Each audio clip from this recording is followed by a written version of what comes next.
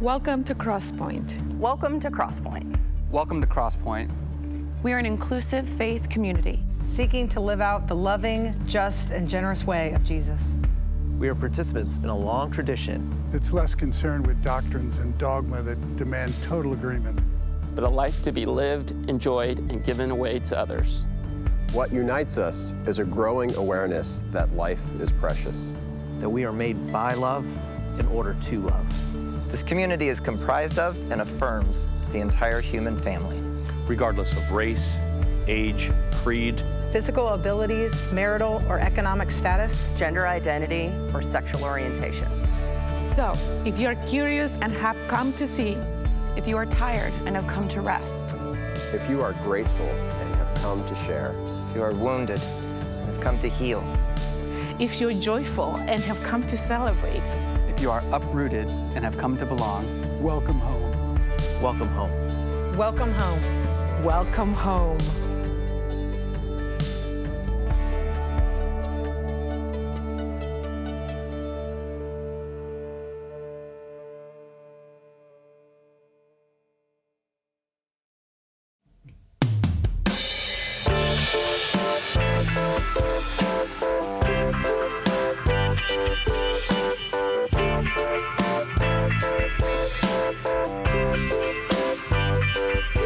I need a refill.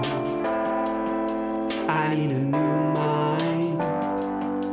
I need to set my prejudice aside. I need a new soul. I need a heartbreak. I need to see the tragedies abate.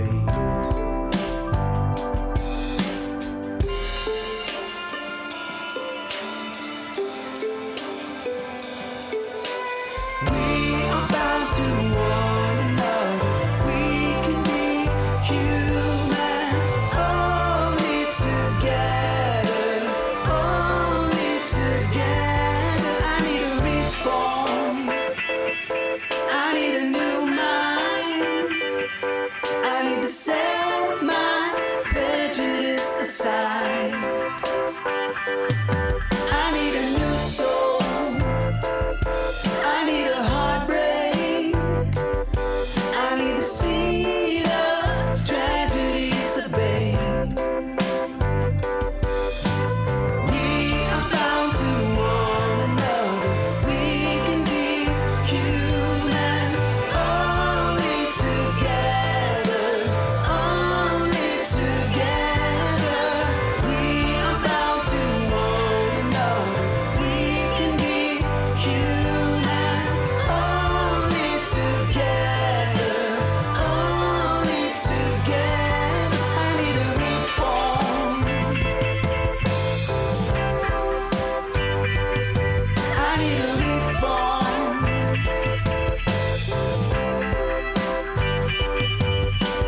Justice flow like a river, like a river. Righteousness like a stream, like a stream. Let justice flow like a river, like a river. Righteousness like a stream, like a stream. Let justice flow like a river.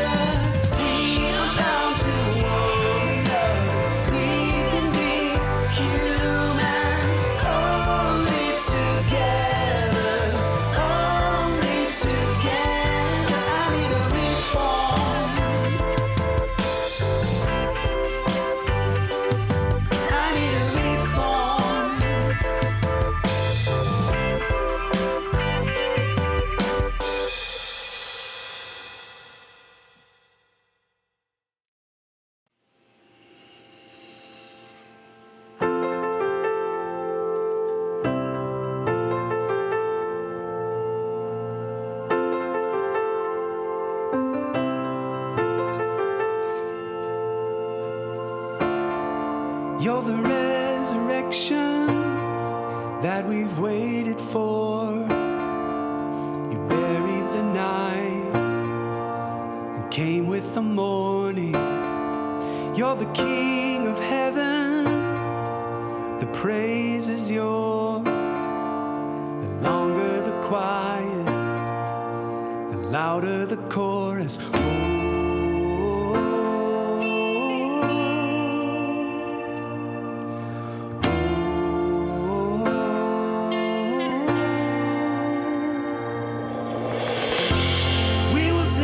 Song, 'cause death is dead and gone with the winner. We will sing a new song, let hallelujahs flow like a river. We're coming back to life, reaching towards the light. Your love is like springtime.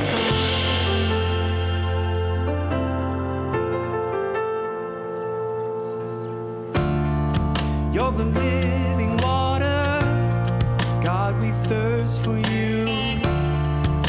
The dry and the barren will flower anew. You're the sun that's shining, you restore my soul. And the deeper you call us, oh, the deeper we'll go. We will sing a new song, 'cause death is dead and gone with the winner. A new song, let hallelujahs flow like a river. We're coming back to life, reaching towards the light. Your love is like springtime.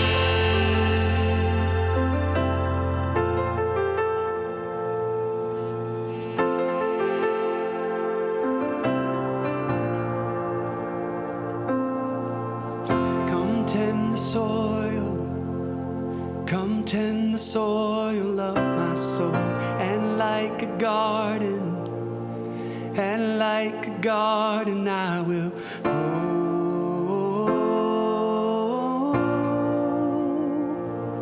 will grow.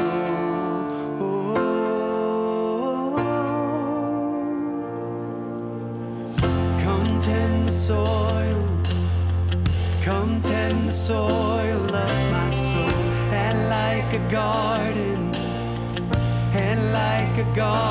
I will grow.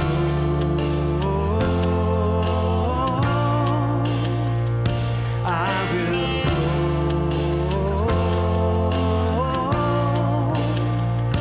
I will grow.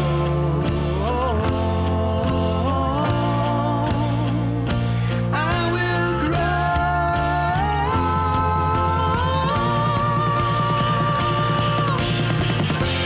We will sing a new song, 'cause death is dead and gone with the winner.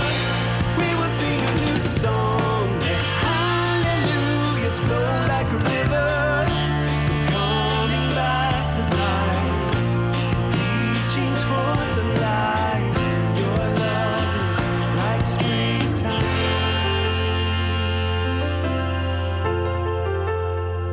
like springtime.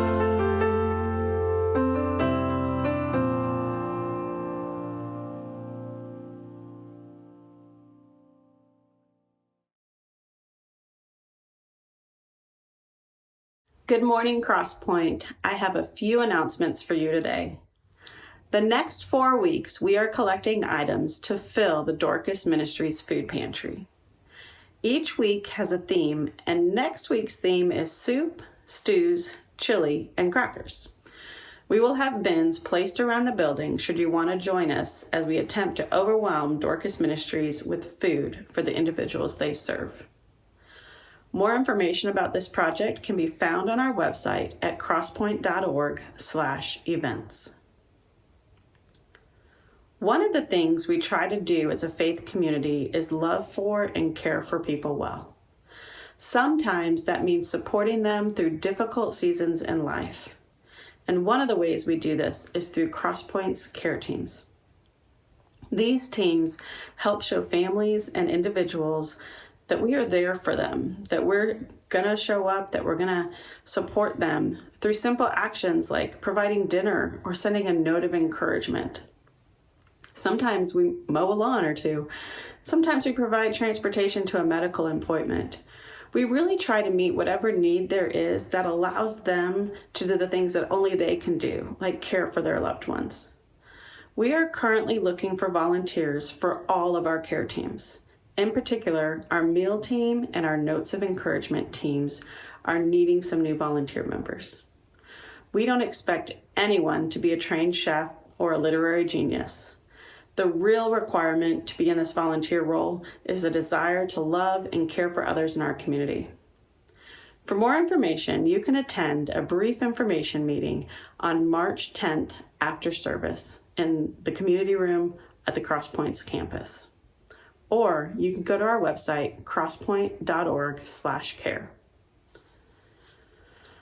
Our next community conversation will be held online on March 14th. The topic is theologically informed social media and is being led by our teacher in residence, Jeff Chu. For more information and to register for this, please visit our website at crosspoint.org/events. I don't know if you realize this, but we have some incredible middle and high school students in our student ministries. These students have decided to spend a portion of their summer break serving and caring for others in other parts of the country. They are currently raising funds to help cover the costs of their service trips, and they're hosting a Parents' Night Out on March 16th. The Parents' Night Out will be here at the Crosspointe building. For a reasonable fee, you can drop off your child aged 2 years old to 5th grade, and they will provide them dinner, have some crafts available for them, play games, and entertain them until you come back to pick them up. It's a great opportunity to show our students that we are there for them. To sign up or for more information, go to crosspoint.org/events. Each week, as the care pastor, I receive emails about families and individuals in crisis. This week, I received a call from a school social worker wondering if Crosspointe could help out a student in her school who was desperately needing his diabetes medication. Mom normally can afford this just fine, but the child had been sick the week prior and Mom missed work and her paycheck was less. We were able to step in and the child has his medication. Another phone call from a family trying to get on their feet after a series of truly unfortunate events. I share these stories because I want you to know that when you partner with Crosspointe financially, you aren't just paying bills or staff salaries here, but you are also helping members of our local community in truly life-changing ways. If you want to take a step and partner with us financially, you can do so by going to our website, crosspoint.org/contribute, or by texting Crosspointe to 77977. That's it for today, guys. I hope you have a great week.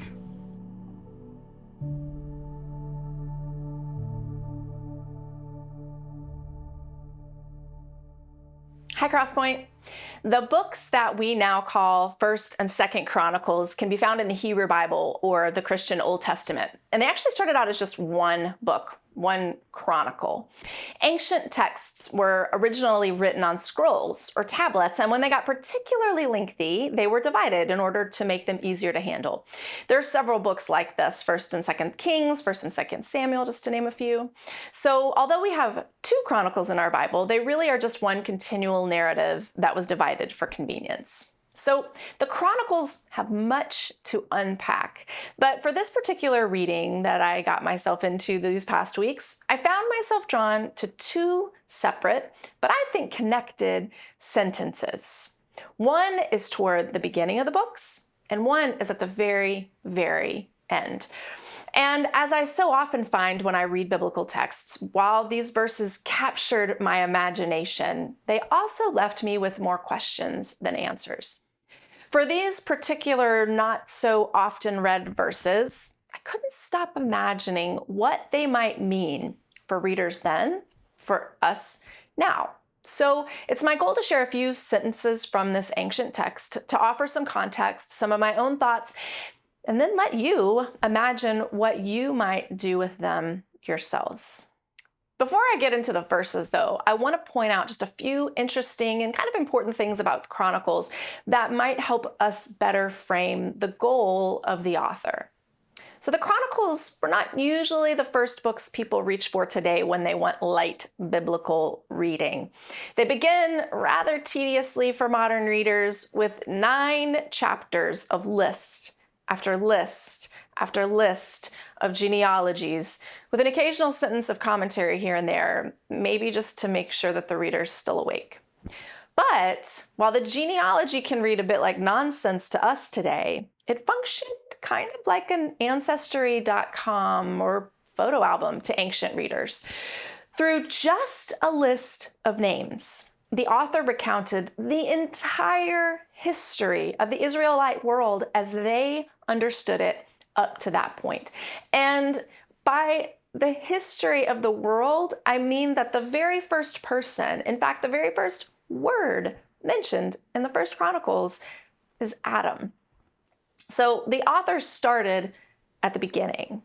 And while today we may only recognize a few names in their context, for the original readers, each name listed off would have evoked in them images of the ancient stories that went along with their names. Stories of failures and successes, courage and cowardice, cautionary tales, and inspiring ones. And the author's goal seems to be that the reader understood that they were a part of a long, ongoing history. Also really interesting is that much of the context of Chronicles can be found in other, often a little bit more readable books, Kings and Samuels, like we mentioned before. Although Chronicles offers some different details and has a very different focus. Chronicles was written several hundred years post-Jewish exile. But all the expectations that people had had about the beauty and the restoration of returning home hadn't gone as planned. And we know more about this because the same author likely wrote the books of Ezra and Nehemiah, which are the books that follow both the Chronicles. And they give us a fuller picture of life and rebuilding after exile. The genealogy in Chronicles is also specifically focused on the heritage and the family line of King David, whose lineage Jesus would actually eventually be born into. Now, the writer had no way of knowing who Jesus would be, when he would be born, or really anything about him, but he did know that tradition and Jewish prophecy stated that the Messiah would be born from David's family. And so that's why his focus was on that. Second, the author of Chronicles left out anything that might have painted King David in a bad light. For instance, in Chronicles, there's no mention of his kidnapping and rape of Bathsheba or his murdering of her husband. There's nothing about his anger or his weakness while being pursued by Saul. All of those details are found in the other books. David in the Chronicles is only being portrayed as a hero. And reasons for this are debated, but it probably has something to do with the fact that the author wanted to portray King David as the ultimate ideal king, someone to emulate. And there's a lot of talk in Chronicles about faithful and unfaithful kings and the consequences of their actions. David seems to be the standard for a good king, even though we know from other details in other books that he wasn't so great in everything that he did. So lastly, the author focuses on the hope that the Jewish temple will be rebuilt. And then I think the last thing and the most important to our conversation is that after 65 chapters of chronicling and dedicated focus in its writing, the books end with an incomplete sentence. Let me show you what I mean. This is 2 Chronicles 36, and it starts with verse 22. It says this: "In the first year of King Cyrus of Persia, in fulfillment of the word of the Lord spoken by Jeremiah, the Lord stirred up the spirit of King Cyrus of Persia, so that he sent a herald throughout all his kingdom, and also declared in a written edict, 'Thus says King Cyrus of Persia, the Lord, the God of heaven, has given me all the kingdoms of the earth, and he has charged me to build him a house at Jerusalem, which is in Judah. Whoever is among you of all his people, may the Lord his God be with him. Let him go up.'" And that's where it ends. Let him go up to, let him go up and, We don't know, and we're simply left to wonder. But if we continue on to the next book, which is Ezra, which, if you remember, was likely written by the same author, we find that it begins exactly where Chronicles left off. In fact, it repeats the first few verses almost word for word before it completes the sentence. Here's Ezra chapter 1. In the first year of King Cyrus of Persia, in order that the word of the Lord by the mouth of Jeremiah might be accomplished, the Lord stirred up the spirit of King Cyrus of Persia so that he sent a herald throughout the kingdom and also in a written edict declared, almost identical, thus says King Cyrus of Persia, the Lord, the God of heaven, has given me all the kingdoms of the earth, and he has charged me to build him a house at Jerusalem in Judah. Any of those among you who are of his people, may their God be with them. They are now permitted to go up to Jerusalem in Judea and rebuild the house of the Lord, the God of Israel. He is the God who is in Jerusalem. And let all survivors in whatever place they reside be assisted by the people of their place with silver and gold, with goods and with animals, besides free will offerings for the house of God in Jerusalem. Wow. So while Chronicles simply says, they go up, Ezra completes the sentence with, at least in this English translation, 58 more words. Now, there are many practical and theological explanations about why the author of Chronicles left it to the next book to continue the story. As we mentioned before, large ancient texts had to be written on multiple scrolls or tablets, and sometimes scribes used something called catch lines, or repeated phrases, at the end of one scroll or tablet and at the beginning of another, so that the reader would know which scroll or tablet to pick up next. If the sentences matched, you had the right scroll. And I guess page numbers hadn't been invented yet. However, this doesn't fully explain why Chronicles ends in an unfinished thought, because typically a sentence would conclude at the end of one scroll or tablet and then just be repeated on the next. The reader wasn't just left hanging. Now, literary and theological suggestions say that the intentional failure to conclude the sentence was not a catch line, but rather the chronicler's way of signaling hope, of telling the reader there was not yet an ending to the story.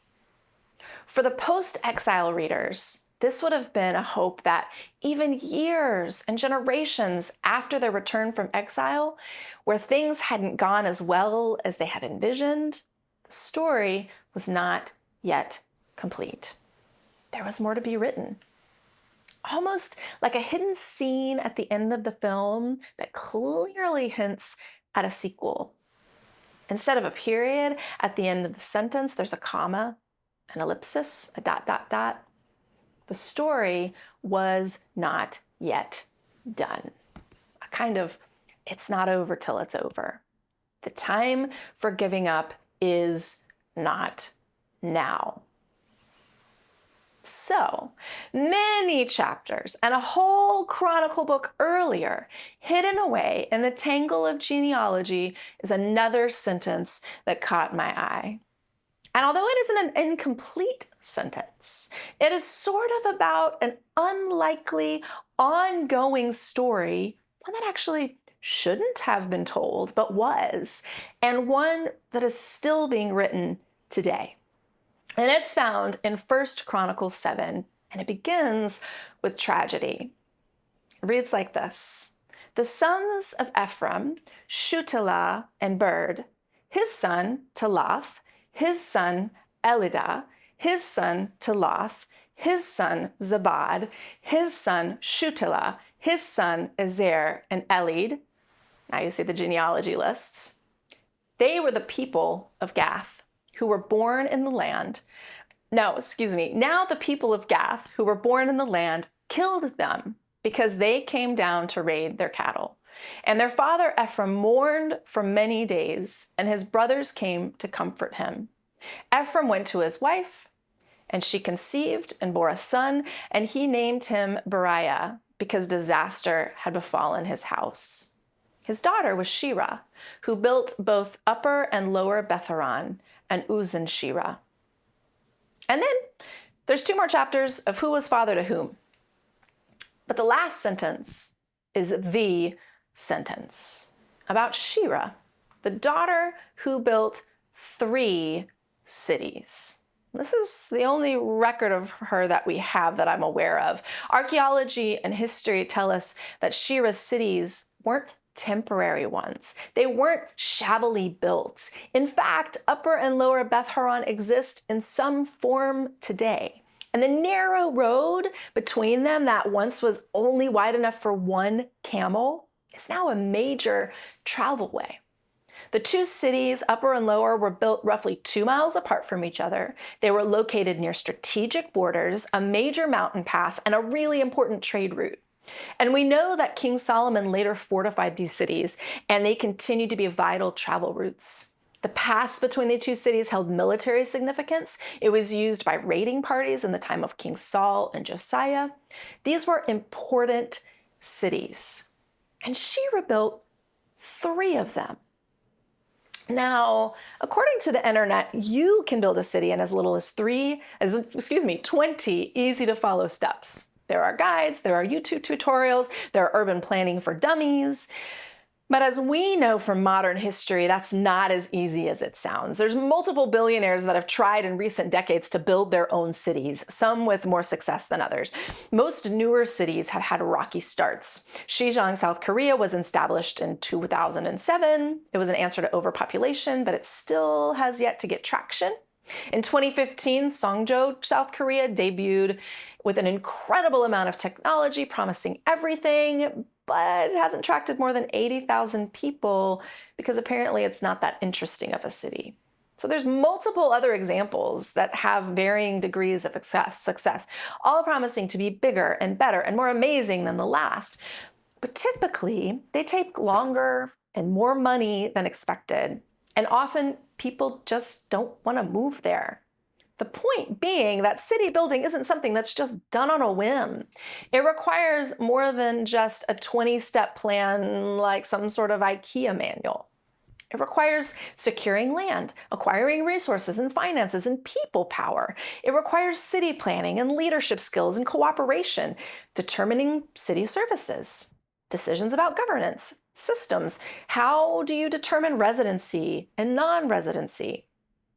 We could go on. This one small verse makes Shira's cities seem a little bit like magic, that the cities once were not, and then poof, they existed. But even when we today have a step-by-step guide on the internet, we know that building a city isn't that simple. Perhaps this one small verse nestled in the sea of others raises as many questions for you as it did for me. Why did the Israelites, a tent-dwelling people, want to build cities in the first place? Maybe Shira grew up hearing the stories of her family's death and questioned that if they had had somewhere to flee, they might have survived, and her childhood might have looked quite different. Perhaps she built the cities to offer future fortification for her people. Where did she get the resources and the skills, particularly in a time with limited resources, access, and mobility? What must it have meant for a woman to have been the builder of not 1, not 2, but 3 cities? We now know that even today, multiple millennia later, where only 14% of construction workers, only 23% of architects, and only 44% of city planners in the United States are women today, what must it have been like in a time of stricter gender roles and less autonomy? How did Shira do it? Even more remarkable is the fact that Shira was not the head of a household. She was not the only child. Her father had multiple sons, meaning she was the most unlikely candidate for the job. And yet she was the builder. And her constructions of cities was viewed as a divine blessing. Shira's first 2 cities were named Upper and Lower Beth Horon, meaning House of Horon or House of the Hollow. But the 3rd city was named Uzen Shira, and as translated by Will Gaffney, it means listen to Shira. Perhaps this name was a plea to God to remember all the loss her family had experienced. Perhaps it was a cry of desperation.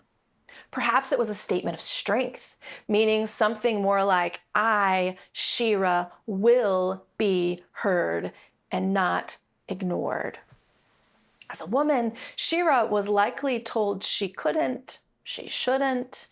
She was probably told they didn't need more cities, or they didn't need her cities, or that it was too big of a job for her, that her dream of building was outside of what was possible and actually borderline ridiculous. Perhaps she was told she should fill a different role, that she wasn't qualified, or maybe that she was overqualified, that she wasn't welcome or needed. But whatever the pushback and the obstacles, Shira didn't let it stop her. She somehow, somewhere felt called to build.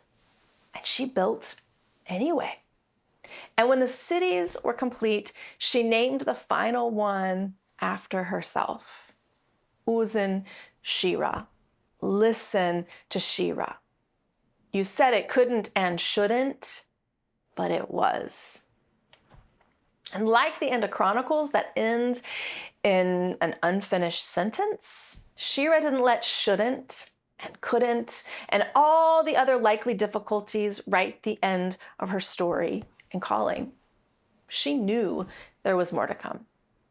And there's actually still more being written in her cities today because they still exist. Shira, interestingly, is not depicted in the chronicler's genealogy as having children of her own. Rather, she's depicted as having given birth to cities.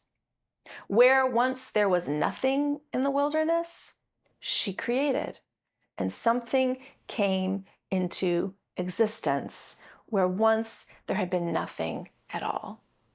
And Shira's cities provided life and security and identity for families and individuals for generations to come. Remember, Shira's family had also been killed trying to steal cattle, the livelihood of someone else. And she had all the reasons in the world to tuck herself away and become small because of the pain and the shame that she had been born into. But instead, she imagined and believed in a different ending to the story. The shame and the pain and all the no's and the barriers and the shouldn'ts and the wouldn'ts, they could not be the end of her story. There was more to be written. The woman architect, the unfinished story, although they're almost 60 chapters apart in the Chronicles, captured my attention and my imagination. Because maybe I like to believe that my story and your story is still being written. Because it's as strange as it might sound, all of us are in the midst of birthing, of creating something, a life. And all of us are in the midst of an unfinished story. And the question I have is, what are we birthing? What are we creating? What story will we write? And on a practical level, I find myself asking the question, what does it take to make a city? What type of city, town, neighborhood do we want to be a part of creating?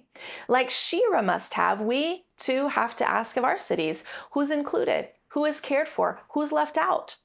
Right now, we know of mobile neighborhoods really close to us about to be demolished. What happens to those who no longer have a home in our cities? What do we do with our most vulnerable? What do our city budgets and our planning documents say about the types of cities we are and are planning to be? Where do our priorities lie? Who has power? Who has priority? Who will be protected? And while we might not be the original builders of our towns and cities, we are now the shareholders. We're responsible for them. And these questions matter.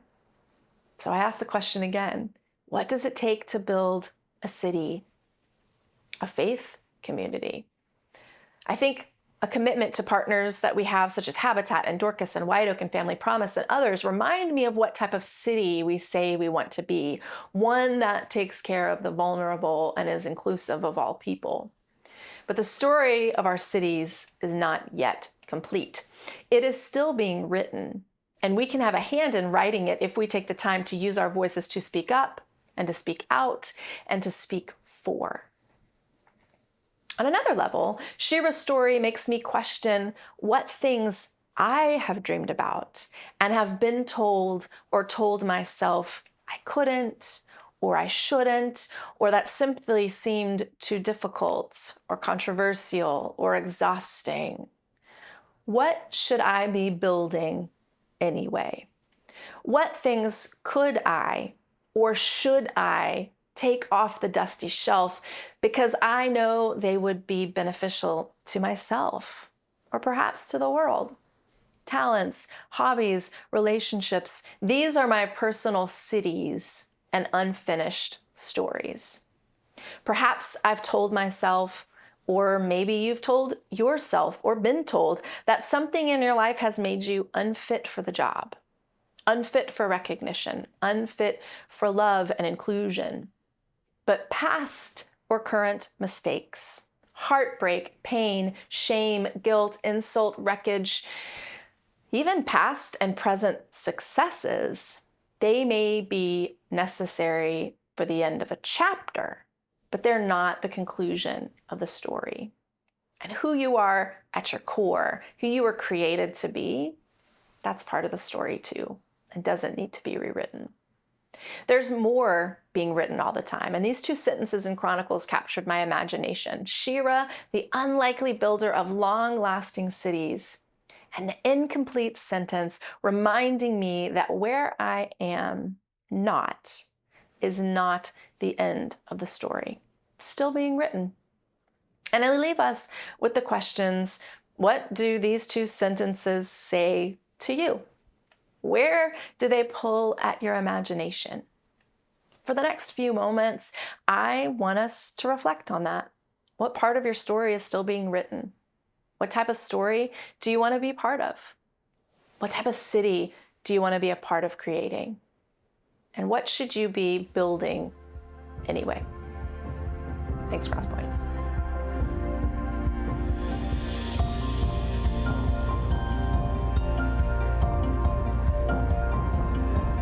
If you would like to know more or get connected to Crosspointe, go to crosspointenc.org. If you're in need of care or assistance, go to crosspointe.org/care. And welcome home.